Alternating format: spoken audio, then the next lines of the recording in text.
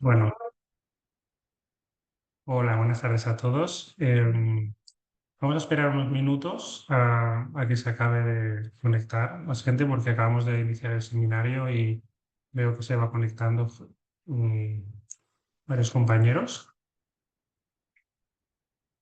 Lo que no sé si tenéis la posibilidad de hablar o si tenéis el micro bloqueado. Esto, Cristina, si lo puedes aclarar, por si alguien A tuviera ver, alguna duda. ahora mismo está bloqueado porque está en formato seminario, pero les podemos permitir activar el micro si tú me dices Pues sí, sí, lo puedes sí. habilitar a todo el mundo, sí, porque si hay alguna duda que Vale, puedan pues preguntar lo que quieran. vale, genial. Lo estoy ahora habilitando. De todas formas, también tenemos la opción de preguntas y respuestas. Y por el chat, sí. Mira, por aquí ya he visto que hay algún comentario del tema del chat. Chat está desactivado, pone. Vale, pues ahora también Vale, activo el chat, pero bueno, tenemos la opción de preguntas y respuestas que cualquiera puede ir escribiendo ahí y también van saliendo. muy bien. Bueno, todo tenía que empezar a las 2, son las 2:02. Nada, damos un margen de un par de minutos más, hasta el 5, y luego si no ya empezamos. Bueno.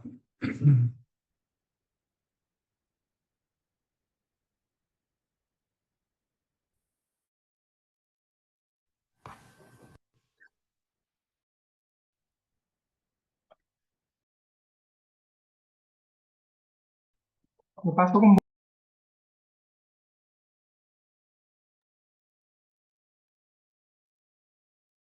Bueno,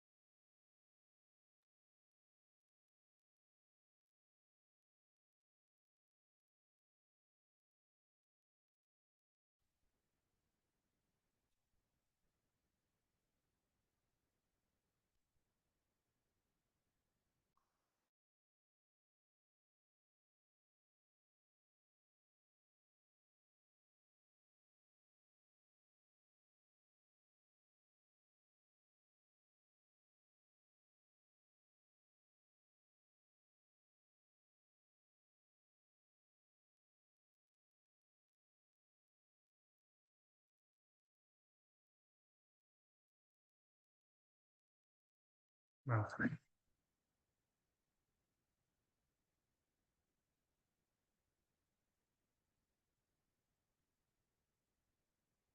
Bueno, pues son ya las 2:05. Si os parece bien, vamos a empezar ya esta formación. Bueno, por, por si alguien no me conoce, yo soy Laín García, soy el cardiólogo del Hospital Veterinario Molins y el Hospital Veterinario del Mar. Y bueno, esta presentación pues la hemos hecho conjuntamente con Carlas Olmedo, que es el director médico, como veis aquí en la diapositiva, y un poco somos uno de los equipos de intervencionismo de Evidencia a nivel de Iberia. ¿Vale? En primer lugar, también quiero agradecer a CEBA por su colaboración en este proyecto y bueno, pues gracias a todos también por estar aquí presentes hoy. Muy bien, esta formación pretende dar unas nociones sobre la insuficiencia mitral y también las opciones de tratamiento, centrándonos obviamente con esta nueva técnica de intervencionismo. Por lo tanto, como es una ponencia que va orientada a veterinarios a todo nivel, es decir, desde el veterinario generalista hasta el cardiólogo que hace un ejercicio totalmente de especialista, ¿no? Pues veréis que la presentación tiene como dos partes, una primera parte para establecer un poco las nociones básicas y luego pues entramos ya de lleno a la técnica quirúrgica. Bueno, aunque son cosas muy obvias, esta diapositiva sí que os quiero compartir que para los que os dedicáis a hacer un poco de cardiología, tener un esquema de estos va muy bien para poder explicar al tutor de la mascota qué es lo que sucede con su mascota. Y entonces a mí siempre me gusta primero explicarles lo que es normal, o sea, cuáles son los circuitos a nivel sanguíneo, cómo es una estructura de la válvula mitral y luego qué sucede cuando tenemos esta degeneración de la válvula mitral. Por lo tanto, es de gran utilidad pues, tener este material gráfico que hace que el tutor de la mascota comprenda mucho mejor qué le sucede a su mascota, ¿no?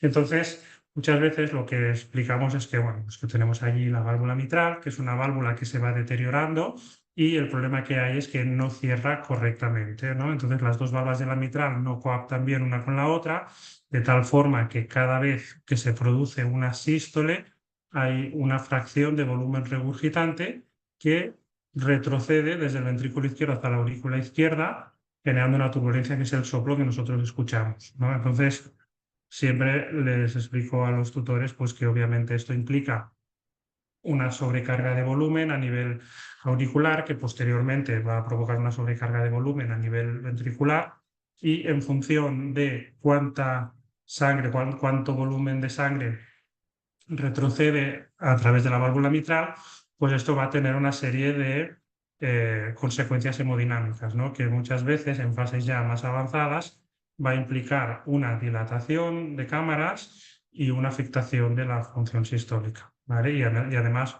un bajo gasto cardíaco o un gasto cardíaco reducido según la gravedad de la situación, ¿vale? Entonces, con estas dos diapositivas que os acabo de presentar, el tutor ya se hace una idea de qué es lo que está sucediendo y a partir de aquí pues ya empezamos a explicarle cómo se va a tratar esto, ¿no?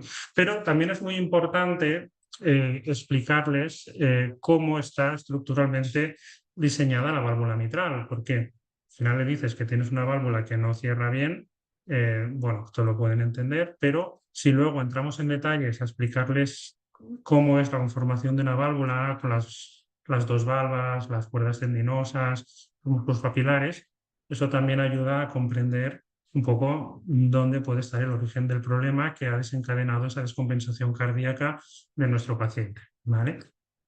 Un dato que generalmente uno no presta mucha atención hasta que te pones a hacer este tipo de cirugías es esta división de las dos valvas, que como veremos más adelante, es muy importante saber si tenemos las distintas partes de cada una de las valvas afectadas, ¿no? A la nomenclatura la clasifica en las posiciones A1, A2, A3, P1, P2, P3, ¿vale? Entonces, ver si tenemos afectación a nivel de estas partes de las valvas es también muy importante, ¿vale?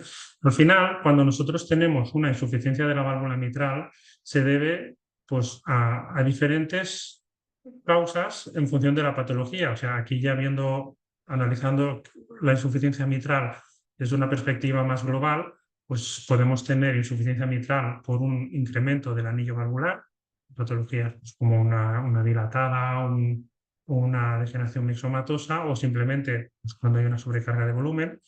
A veces el problema está no tanto en el anillo, sino en las valvas, pues porque esas valvas están degeneradas, porque tienes una endocarditis o tienes una displasia.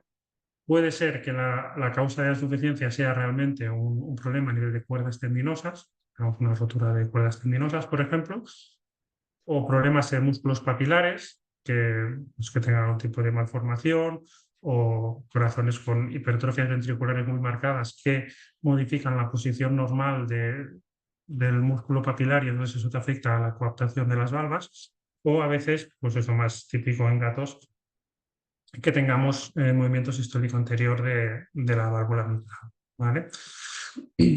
Si nos centramos un poquito en analizar la población de nuestros pacientes, revisando un poquito la prevalencia de esta degeneración mixomatosa valvular, pues bueno, partimos de que hay una población mundial de 500 millones de perros, de los cuales población en España y Portugal, pues estarían sobre unos 9,5 millones más o menos, con enfermedad cardíaca casi 1 millón de animales y el 75-80% de los perros con enfermedad cardíaca suele estar relacionado con alteraciones a nivel de la válvula mitral, ¿vale? Por lo tanto, es una patología con una gran incidencia, ¿no? Esta degeneración de la válvula no se sabe muy bien la causa, es un proceso degenerativo de la estructura de la válvula, pero lo que sí se sabe es que es muy típica de perros de razas pequeñas y medianas, aunque también se puede dar en perros de razas grandes. Algunas razas genéticamente tienen una mayor predisposición, como los Cavalier King Charles, que con 4 o 5 años pueden tener una degeneración como otros perros de otras razas, que a lo mejor tendrán 8 o 9 años. Sobre todo aparece casi siempre en perros geriátricos, con mayor incidencia en machos, y el problema es que muchas veces esta patología va asociada a otras patologías concomitantes que muestran una clínica similar, como colapso de tráquea, colapso de bronquio, bronquitis crónica. Es decir, que a veces los signos clínicos, si son un poco inespecíficos, pues pueden estar debidos a otras patologías concomitantes. Si tenemos un paciente que se descompensa, lo que vamos a apreciar, lo primero de todo, va a ser un incremento en la frecuencia respiratoria. Por lo tanto, debido a un aumento de presión a nivel de la aurícula izquierda, esa presión se transmite al pulmón y nos genera la aparición de un edema pulmonar. Entonces, el primer signo clínico que vamos a ver es taquipnea, ¿vale? Según la gravedad de la situación, según la funcionalidad cardíaca, pues podemos tener también pues, intolerancia al ejercicio, una respiración con un componente abdominal, podemos tener síncopes, en casos severos podemos tener una cianosis, ¿vale? Pero eso un poco es la presentación clínica de un fallo congestivo izquierdo, viene a ser, sobre todo, pues como el vídeo que vemos aquí en la pantalla. Para diagnosticar esta enfermedad, pues hay que seguir un protocolo y ese protocolo pues tiene diferentes fases. La primera, obviamente, es un examen físico, una exploración del paciente, auscultar. Luego tenemos ya pruebas de diagnóstico por imagen, que inicialmente pues, son las radiografías de tórax y la ecocardiografía. ¿De acuerdo?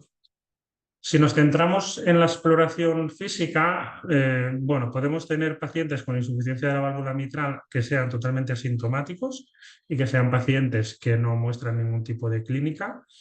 Algunos pacientes van a tener tos, pero aquí siempre hay esa controversia de si es una tos cardíaca o no. Realmente esta tos muchas veces se debe más a patologías bronquial o traqueal que no tanto a la propia insuficiencia mitral. Realmente un perro descompensado difícilmente tose, lo que hace es respirar con un distrés y con una taquipnea, como hemos dicho, ¿no?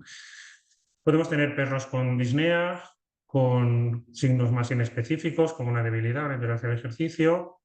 A veces podemos detectar arritmias, puede haber pacientes con síncopes.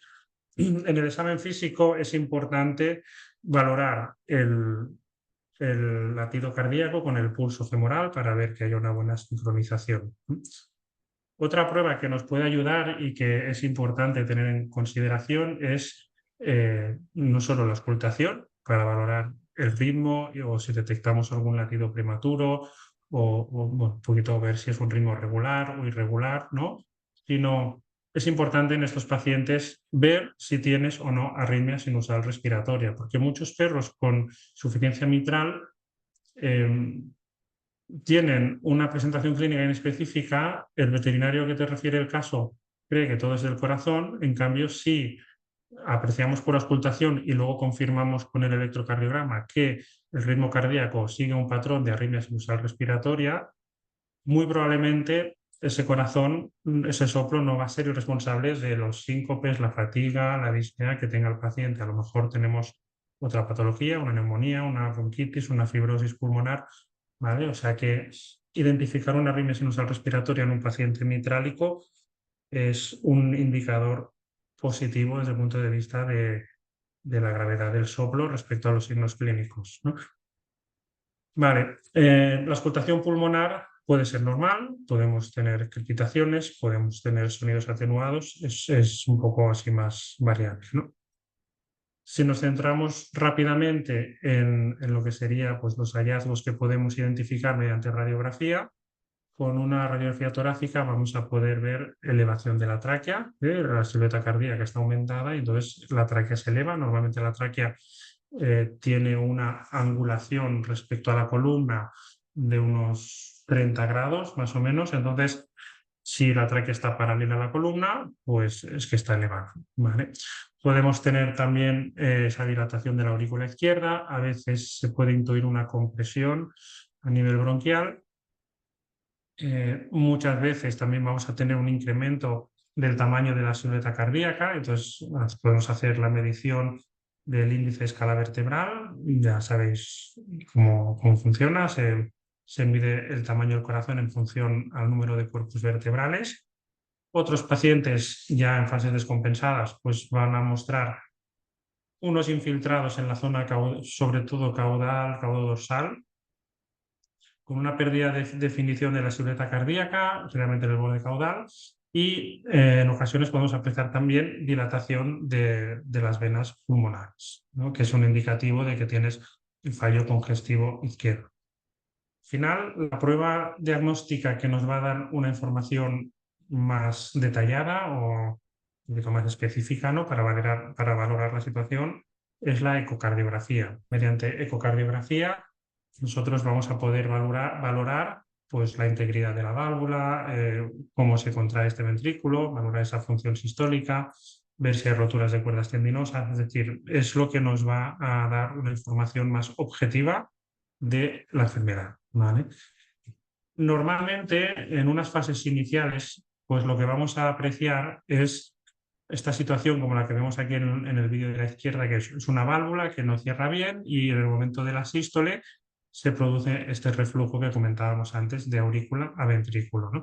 Entonces, un dato que es importante es valorar si hay o no hay un prolapso de valvas, ¿no? Entonces, lo normal es que un paciente, si las cuerdas tendinosas están intactas, la válvula cuando cierra con una disposición en línea recta, es decir, es como si fuese una línea totalmente continua en la división entre ventrículo y aurícula, ¿vale? En estos pacientes en los cuales todavía no hay un deterioro de la función sistólica, cuando nosotros analizamos la cinética del ventrículo izquierdo, pues vamos a ver que hay una buena contractilidad, ¿vale? Y entonces, mediante modo M, vamos a poder analizar pues, la fracción de acortamiento y así pues, hacer una idea preliminar de si ese corazón pues, si se contrae bien, si está en un fallo sistólico leve, moderado o grave, ¿vale? Este valor de la fracción de acortamiento tiene, o sea, es un dato con una importancia numérica relativa en cuanto a que cuando nosotros tenemos un paciente que no tiene fallo sistólico, lo normal es que nosotros tengamos fracciones de acortamiento por encima de lo normal. Son ventrículos izquierdos que están hiperdinámicos. Son ventrículos que tienen una mayor precarga y entonces, debido a que el corazón tiene que adaptarse a un volumen extra de sangre que hace que las fibras musculares se distiendan más, si no tenemos afectación de la función sistólica, cuando genera el latido va a generar una contracción como más potente, ¿no? De tal forma que la fracción de acortamiento va a estar por encima de lo normal, que suele ser entre 45 y 50, pues a lo mejor estará a 60, a 65, ¿vale? Eso nos está indicando que no hay fallo sistólico. Bueno, digo que es un dato un poco relativo porque si de repente el valor de fracción de acortamiento nos sale pues 40, 45, podemos pensar que se está en rango normal, pero no es así, porque si el paciente tiene una insuficiencia mitral, lo normal sería lo que hemos dicho antes, un ventrículo izquierdo hiperdinámico. Por lo tanto, tener valores numéricos de fracción de acortamiento menores nos indica que ya está empezando a mostrar un fallo sistólico, aunque sea leve o moderado, ¿no? Algunos pacientes en fallo sistólico grave pueden tener un rango normal, pero sigue siendo una interpretación errónea. Y cuando son pacientes que están en un fallo sistólico muy grave, pues ya tenemos valores por debajo de lo normal, ¿vale? Uno de los datos que comentábamos antes era la valoración de si hay o no hay un prolapso valvular. Entonces aquí, en estos dibujos y en estas ecografías, podéis apreciar cómo esta válvula mitral, en el momento del cierre, pues hay una porción que prolapsa hacia la aurícula. Aquí en el vídeo de izquierda, pues, bueno, cuando uno está acostumbrado, pues ya se intuye, si no, pues habría que parar el vídeo. Veis, aquí está la válvula abierta, aquí está cerrada y veis, hay alguna zona de la válvula, como ahora, que prolapsa desde la línea del anillo valvular hacia la aurícula izquierda, ¿no?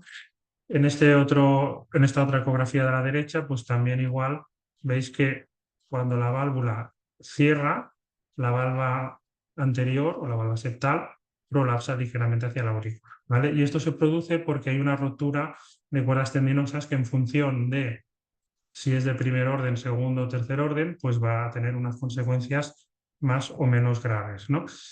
Claro, una situación mucho más grave es cuando tenemos una rotura importante de estas cuerdas tendinosas, en la cual las valvas quedan totalmente libres y, como veis en esta ecografía, pues bueno, esto genera un orificio de regurgitación muy grande. Y un detalle importante que a veces nos puede confundir a la hora de afrontar cómo gestionar un paciente que te viene con disnea. Vale, tiene un soplo, le haces una radiografía como estas de aquí y lo primero que piensas, dices, hombre, parece un edema, pero no me parece un corazón tan grande porque la tráquea no está elevada, el VHS me sale normal, no veo una silueta cardíaca extremadamente grande, ¿no? Entonces, esto a veces sucede cuando en un paciente que todavía no había tenido una remodelación ventricular significativa, pues que de repente se te rompe una cuerda tendinosa, ¿vale? Entonces, todo el volumen de sangre que va a retroceder no es tolerado por la aurícula izquierda, aumenta la presión en la aurícula izquierda y esa presión se transmite al pulmón y te genera el edema de pulmón. Entonces, es un edema de pulmón agudo que se ha producido por rotura de cuerdas tendinosas sin tiempo a que haya esa adaptación, ¿vale? Entonces, bueno, pues es una información a tener en cuenta a la hora de manejar, porque si das por hecho que esto no es un edema, pues a lo mejor empiezas con antibióticos o otros fármacos y lo que hacemos es empeorar el cuadro, ¿no? Vale, otra complicación o otra situación que va sucediendo en el tiempo en cuanto a la evolución de la enfermedad es el hecho de la dilatación de las cámaras cardíacas. Pues bueno, poco a poco, como hemos dicho al principio, pues estas fibras miocárdicas se van estirando, las cámaras se van dilatando y entonces pues llega un momento, pues como aquí, que vemos corazones incluso muy globosos que en algunos casos pues muestran un fallo sistólico considerable, ¿vale? Si nosotros calculamos la relación entre la aorta y la aurícula izquierda, debe ser menor de 1,5. En esta imagen ecográfica del centro, pues estaríamos en un rango normal. En cambio, corazones con aurículas muy dilatadas como la de abajo, pues claramente es un corazón cuya aurícula está muy dilatada, ¿vale? Al final, toda esta información que hemos obtenido mediante la ecografía y la radiografía nos permite clasificar la enfermedad en diferentes fases para que todos tengamos un consenso a la hora de ponerle una etiqueta a este paciente, es decir, pues tú eres un paciente B1, B2, C, ¿vale? Y así pues saber afrontar un tratamiento o un manejo de la situación siempre con unos criterios homogéneos, ¿vale? Entonces, para los que no conozcáis esta clasificación, pues tenemos el grupo de pacientes asintomáticos y el grupo de pacientes sintomáticos. Esta es la primera clasificación. Los asintomáticos pues serían clase A y clase B. La clase A son pacientes de razas de riesgo, o sea, cualquier raza pequeña o cualquier perro de tamaño pequeño es susceptible de desarrollar esa degeneración de la válvula mitral simplemente por ser una raza pequeña. Entonces, este sería un paciente tipo A. El paciente en grado B es aquel paciente que teniendo ya un soplo, no tiene síntomas, perdón, no tiene signos clínicos y este paciente, digamos que aparentemente está bien, ¿vale? El B1 es aquel que todavía no se han producido cambios estructurales o funcionales y el B2 es aquel que ya tiene pues, una dilatación, un fallo sistólico, pero lo importante es que es un perro que no se nos ha descompensado aún y que no muestra signos clínicos, ¿vale? Si realmente ya pasamos a una fase C, son aquellos que o en el momento actual o en el pasado, en algún momento se descompensó y son pacientes que ya necesitan una medicación para estar controlados. Y luego hay el tipo D, que es aquel paciente refractario que ya tenemos una situación de bastante deterioro que cuesta mucho de controlar. Vale.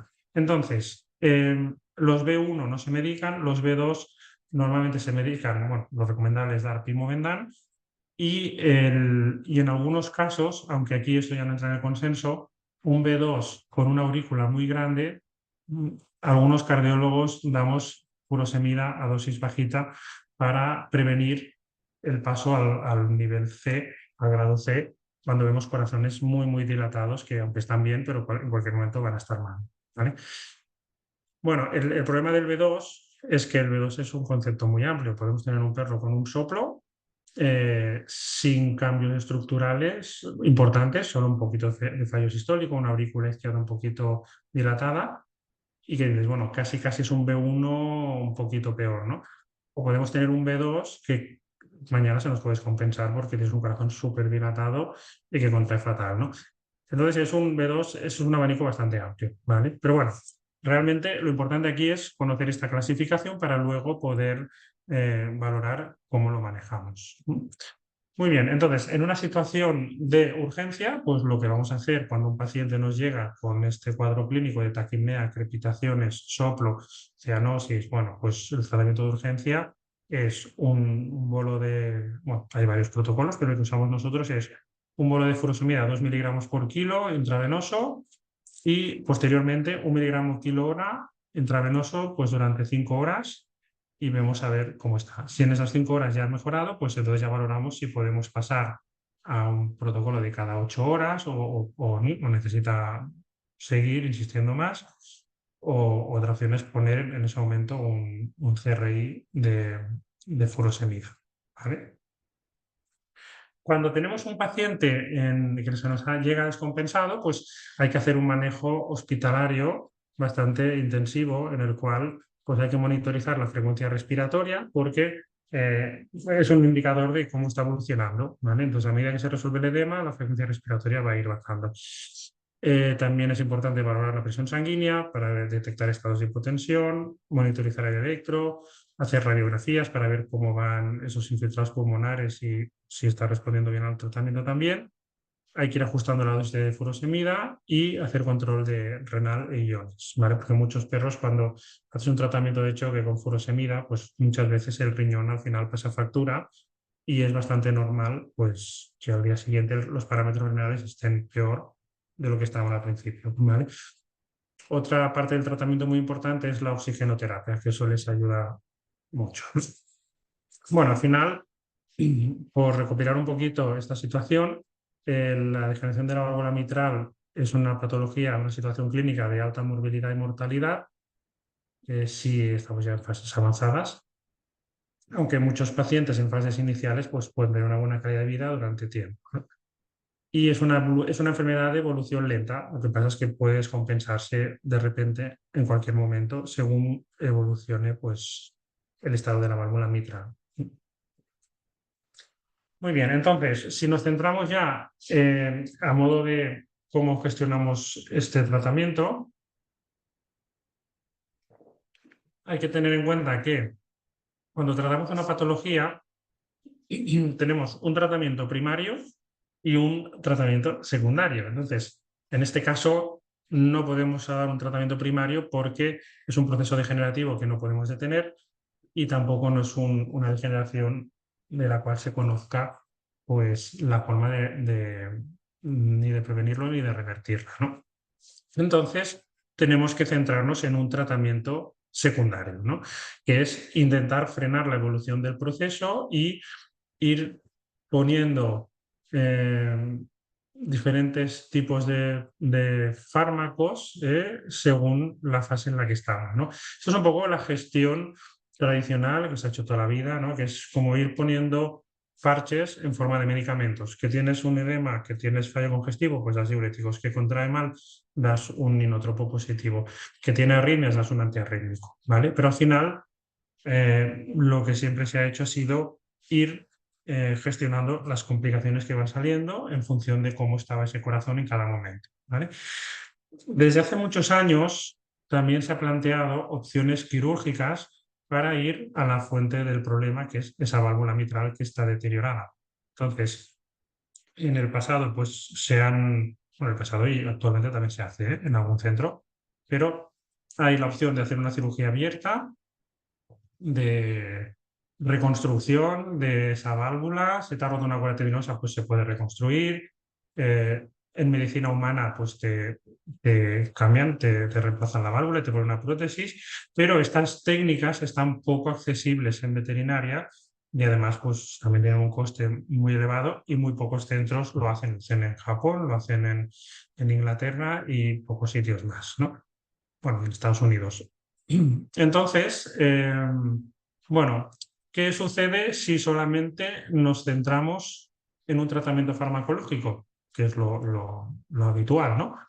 Pues bueno, pues que la enfermedad sigue su curso y entonces pueden aparecer una serie de complicaciones. El paciente puede vivir bien mucho tiempo, pero también se puede complicar y además implica la necesidad de dar una medicación de forma crónica, ¿no? Entonces, ejemplos de complicaciones de esta enfermedad, pues, por ejemplo, como esta ecografía que veis aquí, que entre la primera y la segunda ecografía, como veis, pasaron 15 minutos. Es un perro que de repente hizo una rotura de aurícula izquierda mientras estás haciendo la ecografía y, bueno, pues se descompensó. Afortunadamente se recuperó, pero ya te llevas el susto de que ha habido aquí una rotura de la aurícula izquierda, ¿no?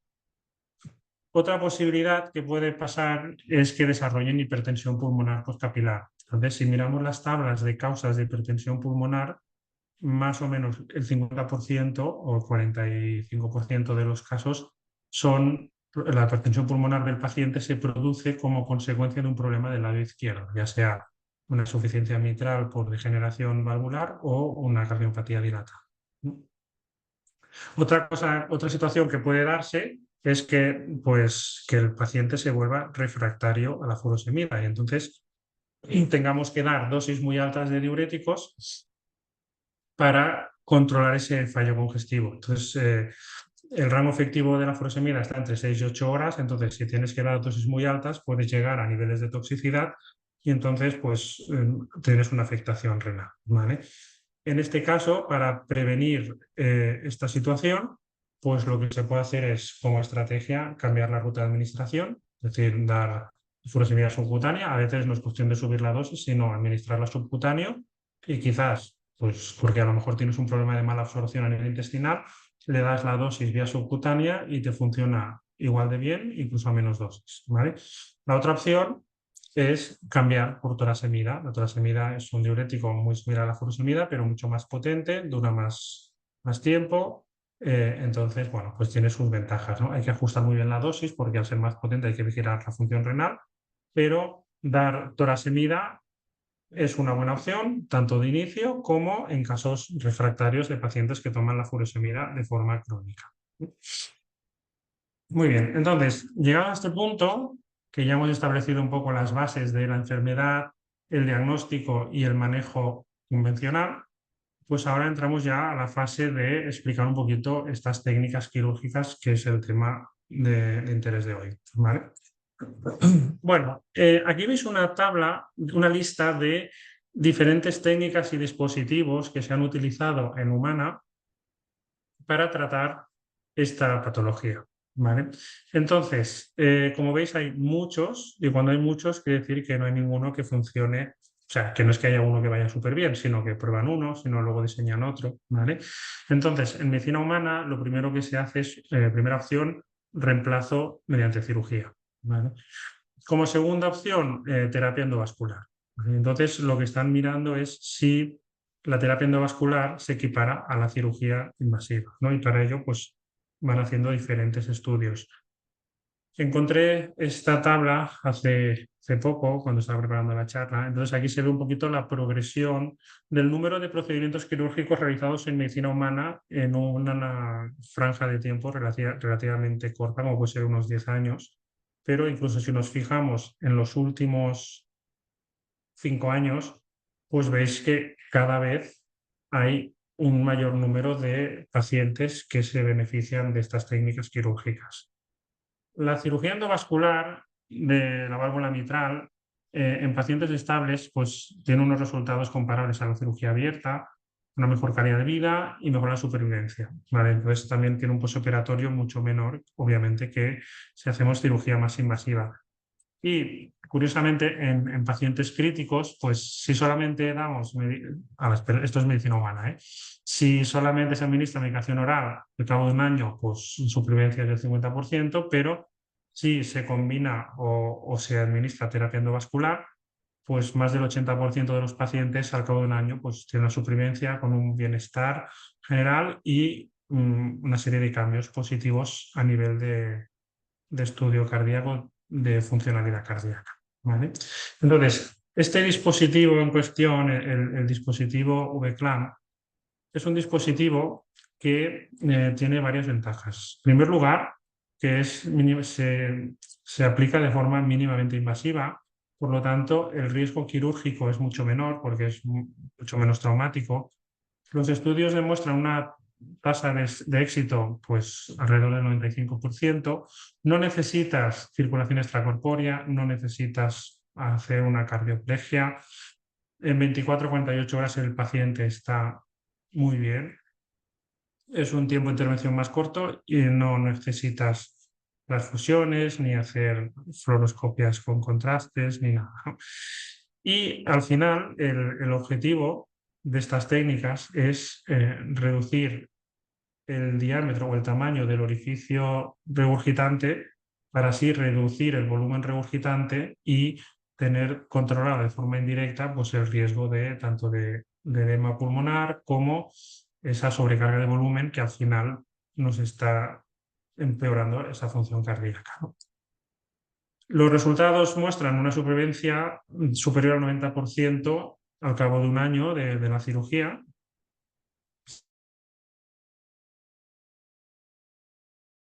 De años, tampoco no hay una experiencia de muchos años como para hacer una comparativa de realmente estudios a largo plazo. Esto es algo que obviamente vendrá con el tiempo, pero de momento a corto plazo los resultados de la técnica son muy buenos.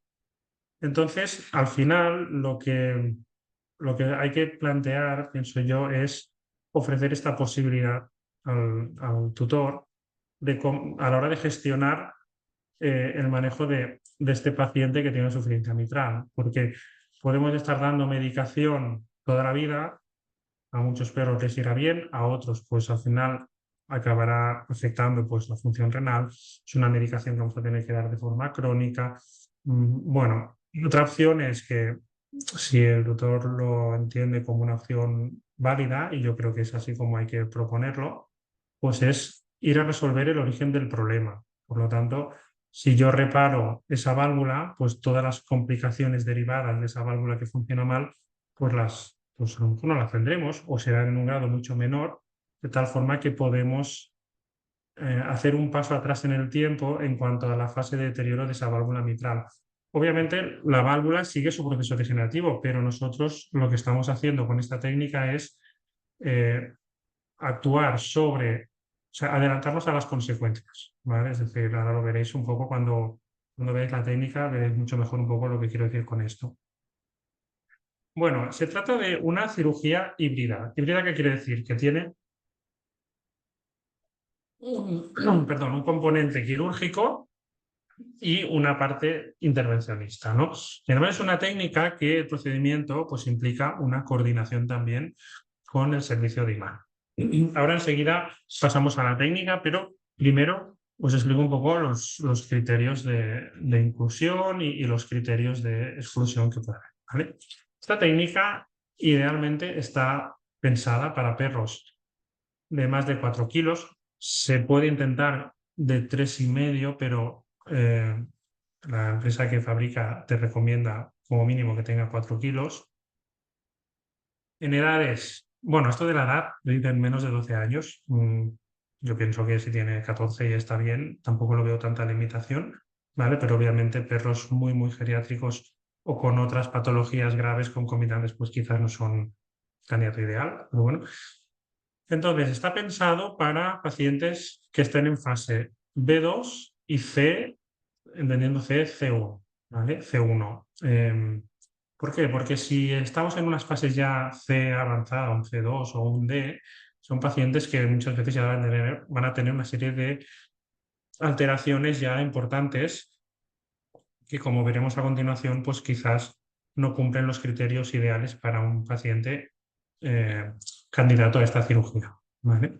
Aunque en Estados Unidos el doctor Orton ha presentado casos de pacientes en fase D y que les ha ido muy bien, pero si somos estrictos, el perfil más aconsejable sería un paciente o B2 o C, ¿vale? Bueno, entonces se recomienda pues, que sean pacientes con flujo de regurgitación excéntrico o con un área de regurgitación superior al 50%, con unos flujos de llenado transmitral aumentados, con ondas E superiores a 1 metro por segundo, y un perfil de regurgitación, o sea, que el Doppler de la insuficiencia mitral pues, esté bien definido y que podamos tomar correctamente las mediciones, ¿no? Normalmente son pacientes con una dilatación auricular, con ratios aurícula-aorta superiores a 1,6 y sobre todo pues que no tengan otras lesiones que puedan afectar a la válvula, pues como una estenosis mitral, por ejemplo. Es importante también que cumplan una serie de criterios en cuanto a la anatomía de las valvas, porque nos ha sucedido algún paciente que quería ser operado, pues no se ha podido operar, por ejemplo, uno de ellos porque tenía una valva con un grosor excesivo, es decir, si la degeneración de la válvula implica un grosor superior a 3 milímetros, el problema es que el dispositivo puede ser que no capture con suficiente estabilidad la valva, ¿vale? O, por ejemplo, pacientes de tamaños fuera de rango, es decir, un perro muy pequeño, si tenemos un anillo valvular inferior a 14 milímetros de diámetro, pues es posible que el dispositivo sea demasiado grande para ese corazón, ¿no? Y técnicamente pueda ser complicado colocar el dispositivo. O, por ejemplo, pacientes, que nos pasó hace un mes y medio, un paciente con un anillo valvular de casi 3 centímetros, pues nos dijeron que ya este no era un buen candidato porque la superficie de adaptación del dispositivo sobre la válvula, como veremos a continuación, pues era demasiado poca. Es decir, tienen que ser corazones con anillos en este rango, ¿no? También es importante que la longitud de las valvas como mínimo sea de 6 milímetros porque también es la superficie que va a capturar el dispositivo. Y otro dato importante es que la distancia entre las valvas en telediástole sea inferior a 2 milímetros, o sea, si las valvas están muy separadas, pues queda un espacio demasiado grande y no tiene tan buenos resultados el colocar el dispositivo ahí. También, aunque es poco habitual, pues que no haya perforaciones en las valvas, que no tengamos calcificaciones, que no hayan fisuras, ¿eh? Por eso, aquí también, incluso por el tema que vemos abajo de que o sea, que tengas un prolapso de la zona A2 de la valva anterior, eso es bueno, pero que tengamos prolapsos de la valva, de la parte central de la valva posterior o de varios segmentos, pues eso es un factor, es un criterio desfavorable, ¿no? Por lo tanto, aquí retorno a lo que os he comentado al principio, es muy importante tener un buen estudio de las diferentes zonas de la válvula para determinar esa insuficiencia mitral a qué parte de la válvula está afectada, ¿no? Aquí veis algunos ejemplos de estas mediciones que se deben tomar. Son mediciones que se obtienen de forma convencional muy sencilla, es decir, tenemos un material preparado donde salen todas las mediciones que hay que tomar para hacer una primera valoración de si es un buen candidato o no a plantear este tipo de cirugía. Entonces, pues como veis, hay que medir pues, la longitud de las valvas, el espacio entre valvas, el grosor, un poquito lo que hemos estado comentando hace un momento, ¿no? Con todo esto, al final, O sea, el protocolo de actuación es el siguiente. Os viene un perro con un soplo, necesita la ecocardio, vale, insuficiencia mitral. Se descartan las otras patologías que pueda tener de forma concomitante y entonces, bueno, si ya trabajáis a nivel especialista, porque muchos de vosotros ya sois cardiólogos, pues empezáis a tomar todas estas mediciones que os he comentado, ¿no? Y bueno, ya os pasaré el material donde está toda la información. Entonces, si consideráis que puede ser un candidato, entonces lo que hacemos es hacer una doble verificación. Entonces, si es un candidato, pues nosotros generalmente hacemos una visita telemática o presencial con el tutor, le explicamos un poquito de forma mucho más sencilla todo lo que estamos hablando ahora y acabamos de tomar las mediciones que puedan faltar en caso de que falte alguna medición, ¿vale? De todas formas, sí que es verdad que prefiero repetir la ecografía y confirmar pues, que todas las mediciones están bien tomadas. Entonces, cuando yo ya tengo todas esas mediciones y entiendo que sí, que a primera vista parece que cumple los criterios para poder plantear la cirugía, entonces ese estudio se manda a China, que es, se manda al departamento técnico de la empresa que se llama Hongyu Medical, que es la empresa que te fabrica y te vende el dispositivo. Entonces, ellos hacen una última valoración de la ecografía y te dicen si cumple realmente esos criterios para plantear que sea un buen candidato. ¿Qué quiero decir con esto? Que no se trata de operar a todo paciente mitrálico que entre por la puerta. No, o sea, hay que ser muy estrictos a la hora de seleccionar el paciente, porque hay pacientes que quizás pues, están en unas fases tan iniciales pues que quizás tampoco hace falta. O sea, un B1 o no sé, un B2 muy inicial, a lo mejor dices, bueno, ahora mismo urgente no es, ¿no? Pero, claro, si es un paciente que ya tiene una válvula mitral que está con unos defectos importantes, si hay un margen considerable de que a lo mejor la técnica no le vaya a funcionar bien o que el riesgo-beneficio no se decanta claramente hacia el beneficio, pues es que directamente no se opera. No se opera porque la gente de China te dice, no es un buen candidato, no lo puedes operar con esto, ¿no? Y ya no es cuestión de que si el tutor tenga dinero suficiente para pagarlo, no es cuestión de que el tutor diga, no, yo asumo el riesgo porque quiero intentarlo. No, o sea, es que si consideran que no es un buen candidato, no te van a facilitar el dispositivo para podérselo implantar a este paciente, ¿no? Por lo tanto, ellos hacen una última valoración y te dan como un informe de es candidato o no es candidato, ¿vale? Otras situaciones que nos pueden condicionar el que no sea un candidato, independientemente de que la ecografía sea ideal para esta cirugía, es el hecho de tener enfermedades concomitantes como arritmias graves, regurgitación aórtica o de tricúspide grave, con componente de hipertensión pulmonar combinado, que tengamos una insuficiencia renal o bien otras patologías, neoplasias, un problema hepático, es decir, patologías que no tengan nada que ver con el corazón, pero que digas, hombre, es que este paciente tiene cosas bastante graves y no es el mejor candidato, ¿no? Según la ecocardiografía, también es importante pues, valorar si realmente hay rotura de cuerdas tendinosas de primer orden, que esto es un factor negativo, si tenemos prolapso de varios segmentos en la válvula anterior o de la válvula posterior, como comentábamos antes, si hay diferentes flujos de regurgitación, porque a lo mejor tengas un orificio en la válvula y tienes doble flujo de regurgitación, ¿no? O una fisura, ¿no? Y lo del área de coaptación inferior de 4 milímetros quiere decir que si no tenemos unas valvas suficientemente largas como para que tengamos una superficie de captación del dispositivo mínimo de 4 milímetros, digamos que eso no es un buen criterio porque te da un riesgo de inestabilidad del dispositivo, ¿vale? Con todo esto, al final, hay unas tablas que diseñó el doctor Orton, en las cuales aquí tenemos las diferentes situaciones. Y entonces, pues tienes el paciente de la izquierda, que obviamente tiene mucho beneficio respecto al riesgo, tienes el que tiene bastante beneficio, el que más o menos puede ser igual y el que realmente no compensa, ¿no? Entonces, realmente la situación en la cual se suele utilizar esta técnica pues son sobre todo las dos que están en color verde, ¿no? Analizando todos estos datos, pues llegamos a la conclusión de que, bueno, se puede beneficiar de esta técnica.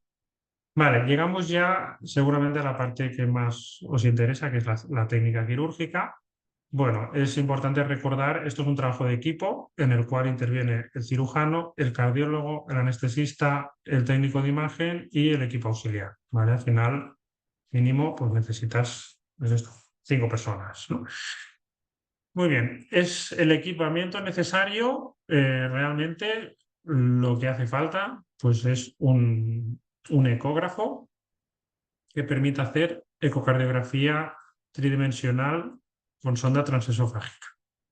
No es una cirugía que requiera forzosamente disponer de un fluoroscopio, ¿vale? De hecho, los diferentes equipos que hacen esta cirugía a nivel de Europa pues no utilizan el fluoroscopio, pero en cambio en Estados Unidos sí que hemos visto casos que sí que hacen uso del fluoroscopio pues para tener una mejor ubicación y monitorizar mejor la cirugía, ¿no?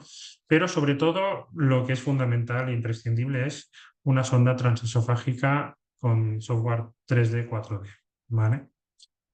El procedimiento tiene pues como 3 pasos, ¿vale? Entonces aquí os he agrupado el material que se utiliza en estos 3 pasos. Después de hacer un abordaje de una mini toracotomía, como veremos ahora, el primer paso pues necesitas una aguja y una guía para entrar en el ventrículo izquierdo. El segundo paso es colocar un introductor vascular, un catéter de acceso vascular y otro dispositivo que ahora veréis, que es otra guía con la parte más distal así un poco esférica. Y el tercer paso ya es conectar el dispositivo V-Clava, ¿vale? Realmente el abordaje es mínimo. Hay que hacer una pequeña incisión de 3 o 4 centímetros y mediante esta incisión pues ya entramos en la zona de la zona torácica a nivel de la zona donde está situada el corazón, ¿no?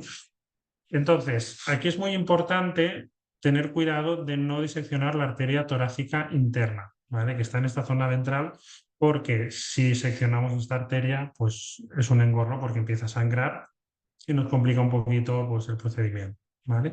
Entonces, hacemos esta mini disección que realmente estamos hablando de 3-4 centímetros de apertura, normalmente con eso suele ser suficiente.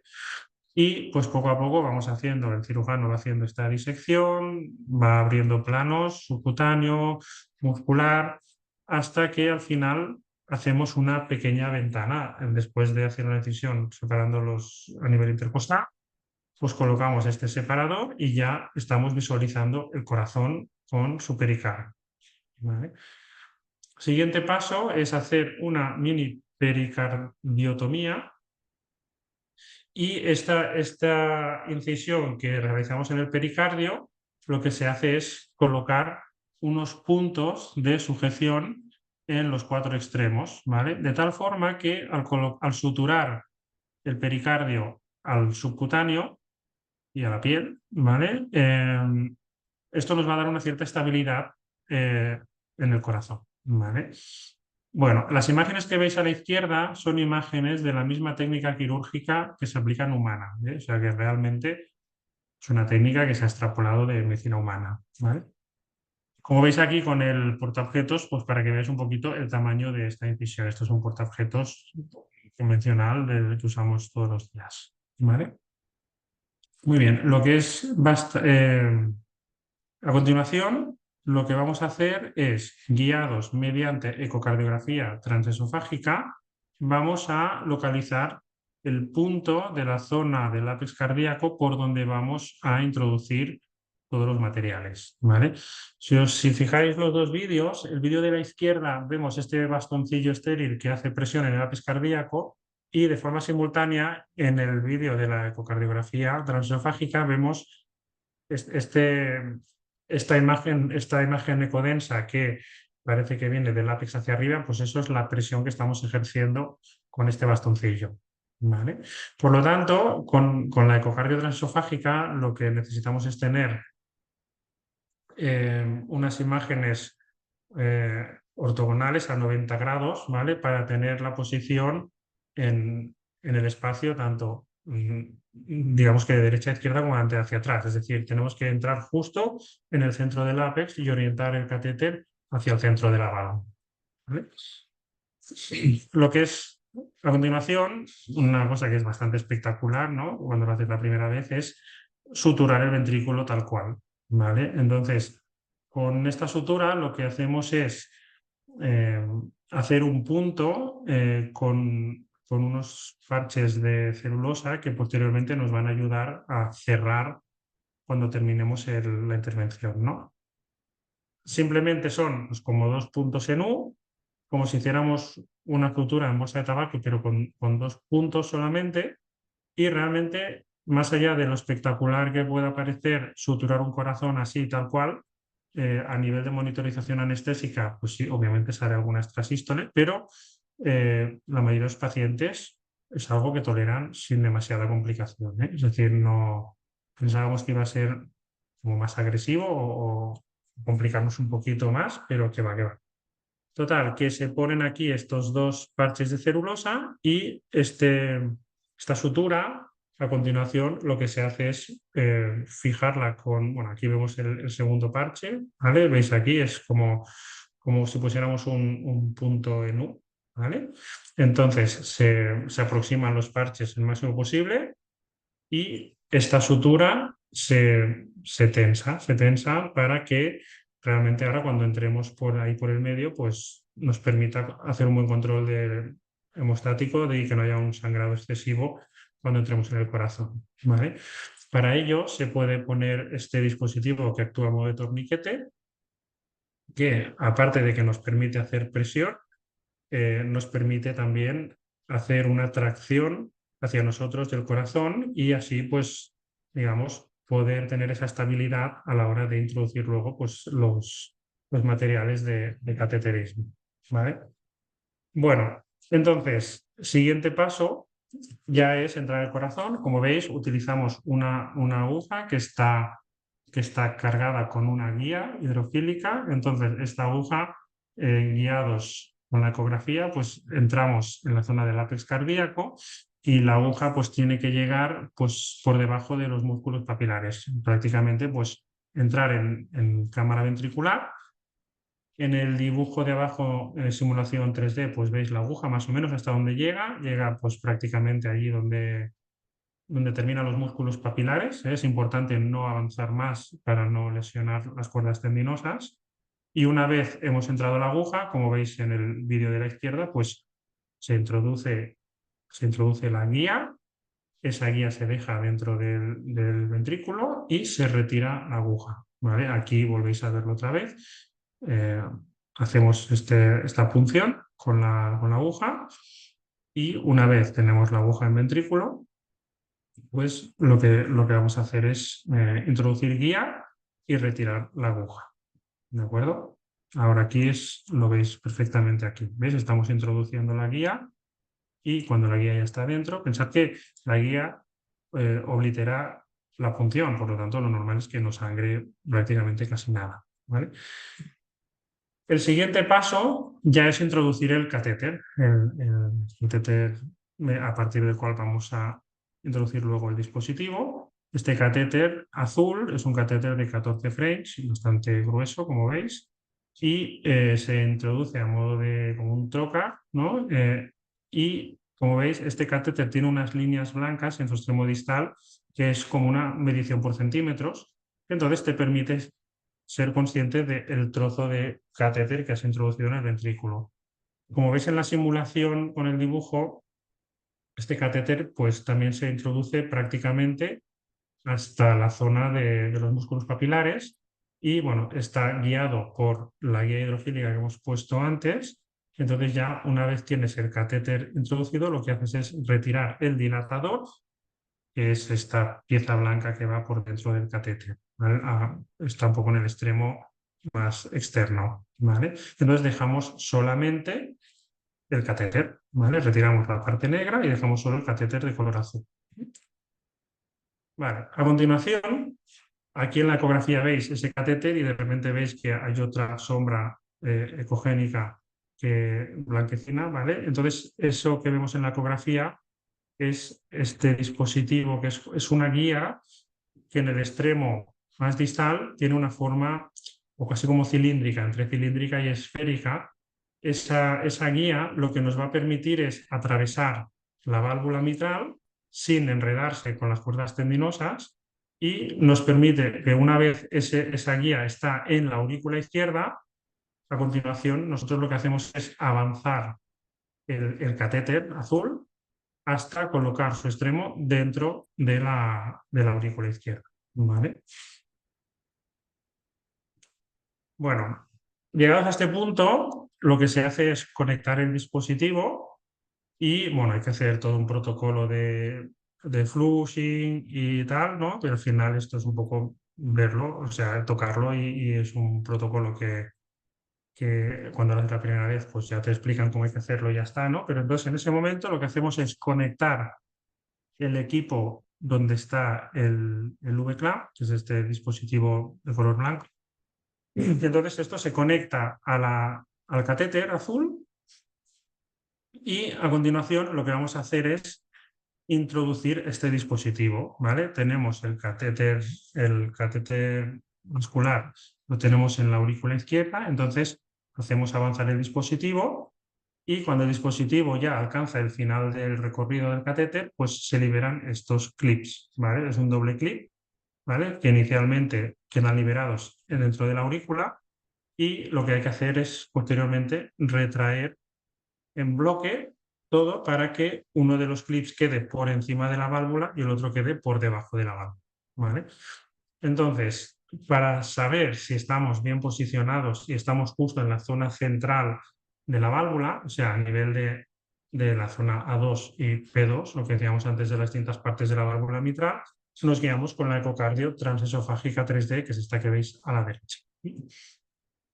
El siguiente paso es fijar el clip, digamos, que queda en la cámara ventricular. Ese clip lo subimos un poco hacia arriba para que sustente las valvas, es decir, empujamos todo el dispositivo en bloque para que las valvas queden reposadas encima de ese clip, el clip ventricular, por decirlo de alguna forma, y lo que hacemos a continuación es retroceder, o sea, retraer el clip que está en la parte auricular para que queden, para juntarlos y a modo de sándwich, ¿no? Entonces tienes un clip, válvula, o sea, el clip, las dos valvas y el otro clip, ¿no? Entonces, cuando esa valva queda atrapada por estos dos clips, pues mediante una rotación del dispositivo, como habéis visto, el clip se pliega y fija las dos valvas de forma que queda reducido ese diámetro o ese foramen de ese orificio de regurgitación. ¿Vale? Y luego ya es, bueno, pues retraer todo. Cuando quitas el catéter, pues rápidamente pues cerrar esa sutura que habíamos visto antes. Se hace un nudo para, obviamente, que quede el orificio totalmente sellado. Y ya está, entonces se retira ya el catéter, se cierra la mini toracotomía y pues ya como un procedimiento de cierre de una toracotomía convencional, ¿vale? Entonces, luego posteriormente se hace una comprobación para ver cómo ha quedado. Aquí veis un paciente antes de operar y después de operar. Entonces, un dato que es de utilidad es medir cuánta distancia de valva queda entre el punto del anillo valvular y el extremo que ves de valva. Entonces, si por ejemplo, no sé, me invento, la valva anterior medía 8 milímetros y ahora te mide 2, pues quiere decir que has capturado 6 milímetros, que es un poco el objetivo que querías en cuanto a superficie de sujeción del dispositivo, ¿vale? Con ecocardiografía, pues valoras también la reducción de ese flujo de regurgitación. Ves que aquí pues, ha reducido muchísimo. Y con esto terminado la parte quirúrgica, ¿no? Entonces luego ya entramos a la fase de control hospitalario. Son pacientes que suelen estar entre 2 y 3 días hospitalizados. Muchas veces se coloca un drenaje torácico, se da medicación convencional, pues antibioterapia, analgesia, se dan antitrombóticos para controlar pues, la formación de posibles trombos, pues se da el clopidogrel y la heparina.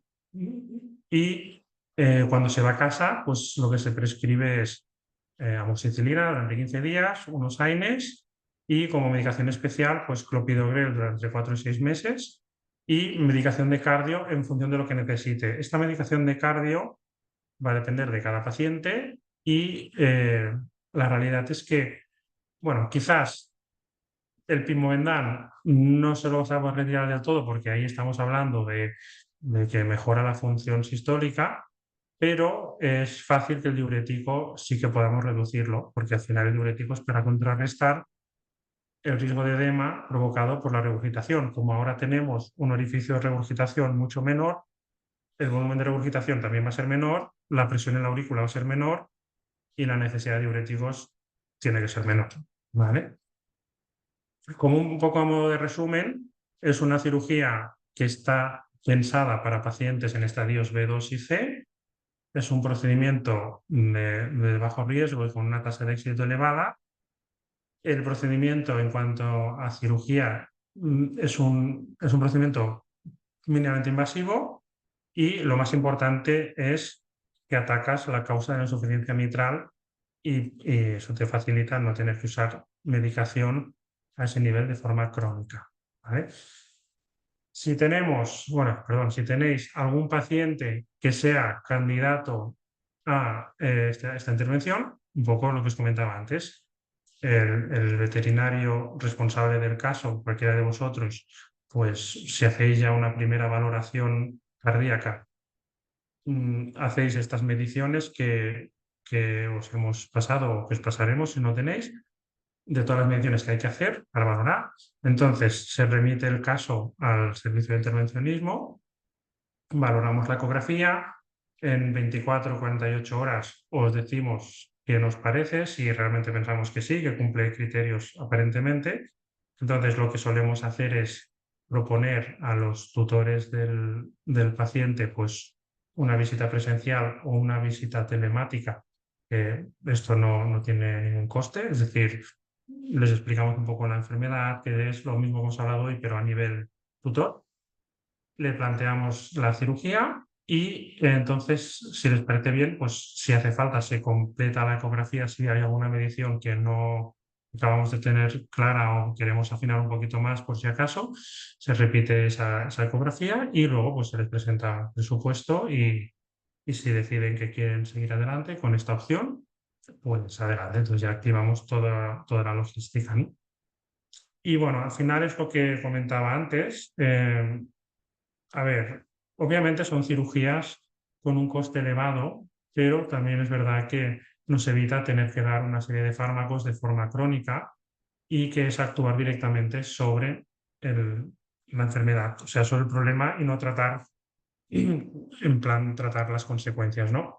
Entonces, viendo un poquito los resultados que hay hasta ahora, pues parece que es una técnica que es un poco el presente y el futuro en el manejo de esta enfermedad, ¿vale? Entonces, más allá de que obviamente tiene un coste elevado, pues creo que es importante al menos proponérsela porque a los tutores, ¿no? Porque a veces te das una sorpresa y realmente pues te dicen que vale, que adelante, ¿no? Y bueno, pues un poquito esto es lo que os quería comentar. Es un poco lo último que os he dicho. Generalmente estas cirugías solemos realizarlas en martes. ¿Por qué? Porque se ingresa el lunes, se hacen los estudios que falten en caso de que quede alguna cosa por mirar, se opera el martes y generalmente si todo va bien el viernes se van para casa y luego ya se van haciendo controles según vaya evolucionando, ¿vale? Espero que os haya gustado la presentación. La verdad es que es algo bastante espectacular esta técnica, poco lo hubiera pensado yo hace unos años de que íbamos a poder hacer esto. Y bueno, pues si tenéis alguna duda, pues libremente podéis preguntar. Intentaré responderlo lo mejor posible.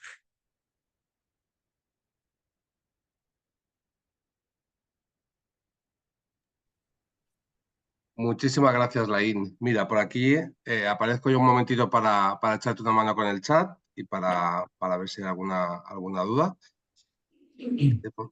Mira, por ahí hay alguien que se ha conectado al micro, ¿puede ser? Hola, Hola. ¿me escuchan? Hola, Laín, gracias, que súper interesante, soy Yaisa. Hola, Eh, Yaiza. sí, no había visto nunca la técnica explicada, es súper interesante. Laín, solo te quería preguntar un poco tu experiencia, si han tenido algunas complicaciones, cuáles han sido a lo mejor las más comunes y cómo las han solventado. Vale, a ver, las complicaciones descritas de la técnica, las principales son que el dispositivo no se agarre bien a la bala. Es decir, hablando incluso pues, con algún compañero en Inglaterra que también ha utilizado este dispositivo, realmente lo que comentan es que hay un riesgo de que el dispositivo no quede suficientemente sujeto a la valva, pero eso es algo que para prevenirlo, en cierto modo, pues es muy importante hacer la ecocardio transesofágica incluso previamente a la cirugía, o sea, no quedarse solo con el estudio de ecocardio transtorácico, sino también hacer una ecocardio transesofágica que nos va a permitir ver si hay o no hay pues, laceración o prolapso de diferentes partes de las valvas, ¿no? Entonces, como complicación principal, las que están más descritas son que se suelte el dispositivo y luego a veces puede haber que con el procedimiento se pueda romper alguna cuerda tendinosa. Ah, ok, gracias, Nosotros Laín. no nos ha pasado de momento. Genial, gracias, Laín. Venga, Enhorabuena. a ti. Gracias. Hay otra pregunta, Laín, por el chat. Sería interesante saber de qué precio aproximado hablamos para poder hacer un planteamiento previo a la derivación. Sí, a ver, el precio ronda más o menos los 13.000 euros, ¿vale? Nosotros estamos también gestionando la posibilidad de que este importe pues, se pueda asumir de forma fraccionada, porque obviamente no todo el mundo está en situación de abonar estas cantidades, ¿no? Pero el precio así orientativo pues, está entre los 12.000-13.000 euros. A nivel en Estados Unidos, esta técnica está sobre unos 20.000 euros por ahí. En otros centros a nivel de Europa, pues sí que sabemos que está sobre unos 15, depende, pero bueno, más o menos podemos asumir un presupuesto de unos 12-13.000 euros, que ya es bastante, ¿no?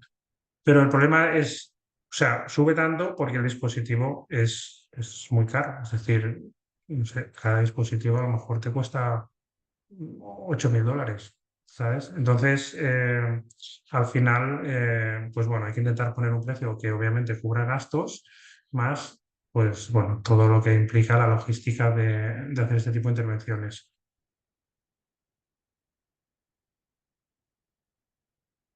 ¿Qué más?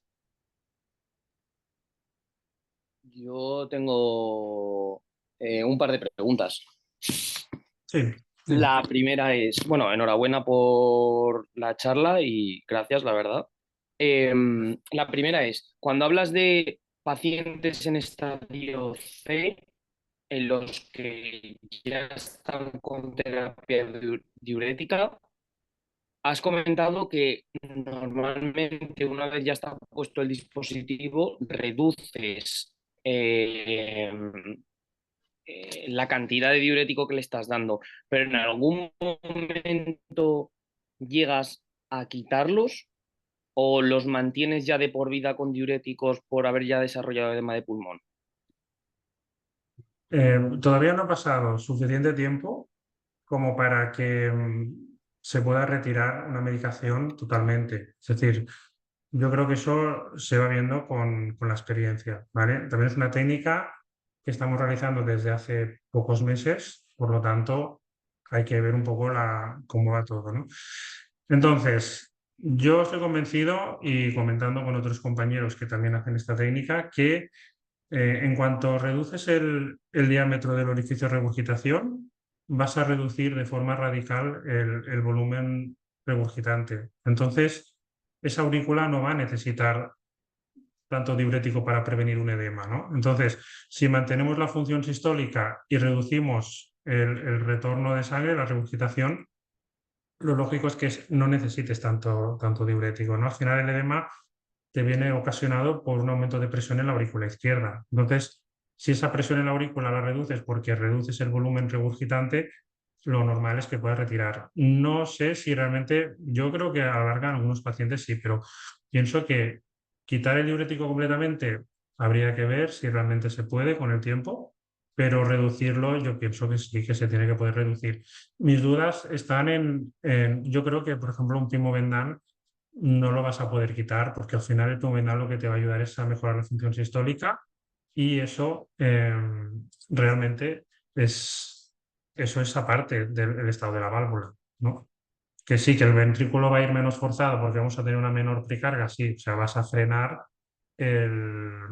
la evolución, o sea, si tú tienes un ventrículo que la precarga es menor, también el esfuerzo que hace ese ventrículo es menor. Pero yo creo que quitar totalmente toda la medicación no creo que sea posible, pero bueno, lo veremos con el tiempo.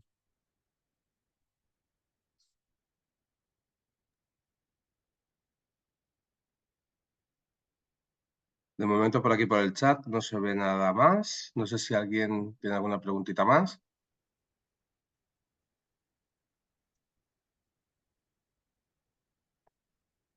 Pues Bueno, parece. yo aprovecho para decir, yo creo que la mayoría de vosotros ya debéis tener los criterios o sea, los criterios ecográficos, o sea, tenemos unos documentos en la web donde se os explica pues, un poco todo el protocolo de mediciones que hay que hacer, ¿no? Y los criterios de inclusión y demás, ¿no? Esto, si alguno no lo tuviera, que nos mande un correo en la misma dirección donde se inscribió para el seminario y se lo mandamos enseguida.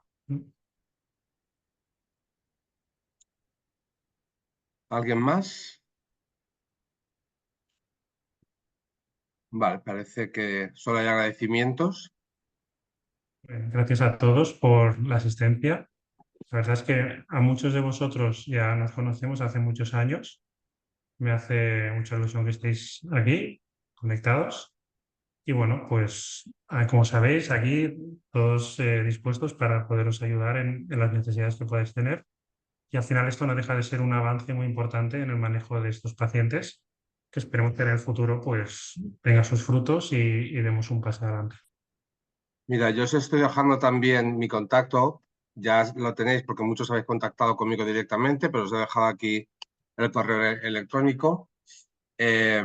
Simplemente aprovecho para que sepáis que yo soy Maki, soy el Referral Manager de Videsi aquí en Cataluña. Entonces, aparte del contacto que tengáis con la IN o con cualquiera de los centros, sobre todo Hospital del Mar, donde realizaríamos el procedimiento, tenéis mi contacto para cualquier cosa y yo evidentemente os atiendo lo más rápido posible y le hago llegar cualquier duda o información a la IN y a Carlas y al equipo en general para que lo tengáis.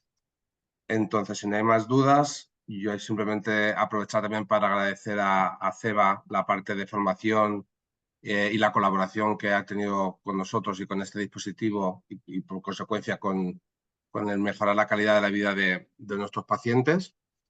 Y no sé si tienes alguna cosa más que decir, Lain, y si no, mira, No, no. espera. ¿El procedimiento lo realizáis en las clínicas referentes también?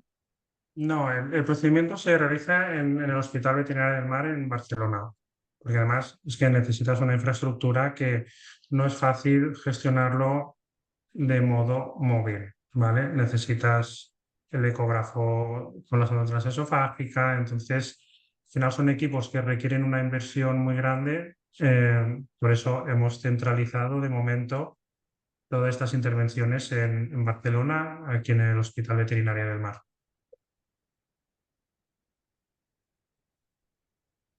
Perfecto. Bueno, pues ahora entonces sí, si no hay nadie que tengan ninguna duda más. Agradecer también la asistencia a todos los que habéis podido estar por aquí. Toda la charla se queda grabada, por lo tanto se enviará. Lo estaba hablando con Ceba, intentaremos enviar lo más breve posible a la gente que se inscribió y, bueno, sabiendo el trabajo que hay en clínica, a última hora no te puedas conectar, por lo tanto la idea era de grabar por eso. Y os llegará la charla la charla grabada a todos los inscritos, ¿vale? Muy bien, pues venga, un abrazo. Gracias a todos por asistir y nada, que paséis buen verano. Igualmente. Que vaya muy bien. Adeu.